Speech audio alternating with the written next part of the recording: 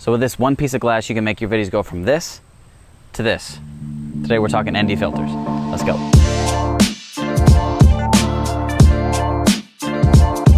So if you've never heard of an ND filter before, it stands for neutral density filter. Basically, it's just like a pair of sunglasses for your camera lens. It blocks light from getting to your camera sensor. So the reason why we would do this is to make sure that we're getting the best motion and motion blur out of our video as possible to make our videos look the best. So normally if you're shooting photos, you can do the same thing just by cranking your shutter speed so that you're letting less light to the sensor and getting a better exposed image. But with video, you can't do that because your images are moving all the time and you're constantly recording live frames. So we have to use an ND filter to block a lot of that light out. Now, since we're shooting video, we want to follow the 180 shutter rule.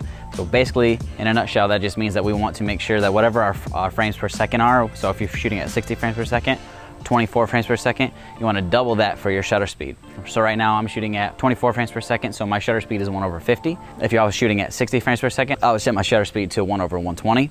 And that makes sure that you're getting the best motion blur out of your video. So your video will look the most natural and it'll look the best when other people view it and when you record it and all that stuff. Now the other thing that the ND filter is gonna let us do when we're following the 180 rule is it's going to let us get a much blurrier background without blowing out the image with it, without overexposing everything basically. So right now I'm shooting 24 frames per second, my shutter speed is 1/50 and I'm shooting at an f4. If I take this ND filter off, man, it's on there tight.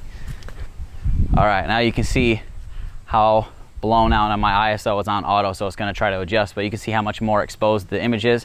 And so what normally what you do is, if you didn't have an ND filter, you'd either crank your shutter speed and it would make your motion blur all weird, or you'd crank your aperture. Everything that's in the background that you might want blurry, if you want a more cinematic look, is going to be much more in focus. So if you want a cinematic look, then you want the blurry background, you want a lower aperture or a faster lens. If you're going to use a faster lens, you got to use an ND filter if you're following the 180 rule. So put it all together. Here, let me put this back on real quick before I... All right, so putting it all together, using an ND filter, sunglasses for your lens, is going to block some light from getting to your sensor, and that's a good thing because if we're using the 180 shutter rule, that's going to overexpose your image.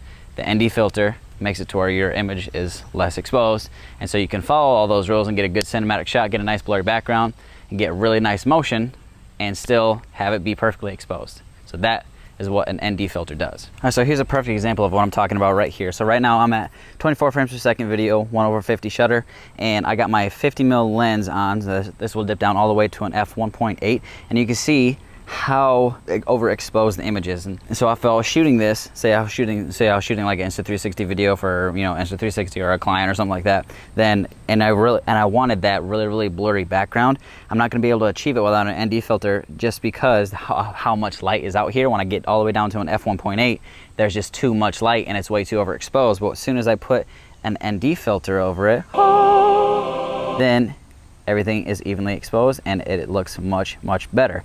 Otherwise, I would have to crank way up here to an f14, and now all of a sudden, now I'm at an f22 and everything in the background is in focus, and that's really not the look that I'm going for. So when I get back down here, f1.8, overexposed, and perfect. So that is what an ND filter does. Now generally, the two things that come to mind when talking about when would you use an ND filter, anytime you're gonna be shooting outside and there's super bright light. You see there's really bright light coming down on me right now. Outdoor scenarios where you're gonna have to block out as much light as you can in order to get the shot you need. That's when you use an ND filter, so in really bright light, as well as if you're just generally trying to get a cinematic shot. Now if you're like shooting inside and it's really low light and all that stuff, you don't have to worry about using an ND filter because obviously all that stuff goes out the door when you're shooting in a low light scenario, okay? But if you're shooting anything, sports, anything for like commercially, you're shooting outside as bright light, you want to make sure you're controlling as much as you can. Use an ND filter to get the best looking image for motion blur and following that 180 shutter rule. So generally there's like two different types of ND filters that you can get. There's ones that block single f-stops of light, and then there's variable ND filters. So I have a variable ND filter on me right now. Usually it's gonna be like the most bang for your buck. It's gonna cover a wide range of different f-stops to block out less or more light depending on what situation you're shooting in. And then there's also ones that shoot out as just one single stop, like it might be like an N4 or 8 or a 16 that are weaker or stronger, and that they don't change, they don't get stronger or weak. And typically the people that are using those like single f-stop ND filters are gonna be people on higher end shoots. You know, Hollywood movies, they use them on like the Arri Alexa cameras and all that stuff. You don't want to have to worry about having a 50 ND filters in your bag all the time, just get a variable ND filter and it'll cover like a wide range of light exposure or f-stops. That way you don't have to worry about it. If it's brighter or darker, you still need to use it. If you need less exposure or more exposure, blah, blah, blah. You have that in a variable ND filter. All right guys, so there it is. There's a quick look at what an ND filter is, how to use it, what they are, what they do. If you have any questions, comments, or anything like that, please post them down below. I'll make sure I answer all your guys' questions and comments. And please, also, if you like this content, make sure you like, share, comment, and subscribe to the channel if you haven't already. I'll see you guys in the next video. See ya.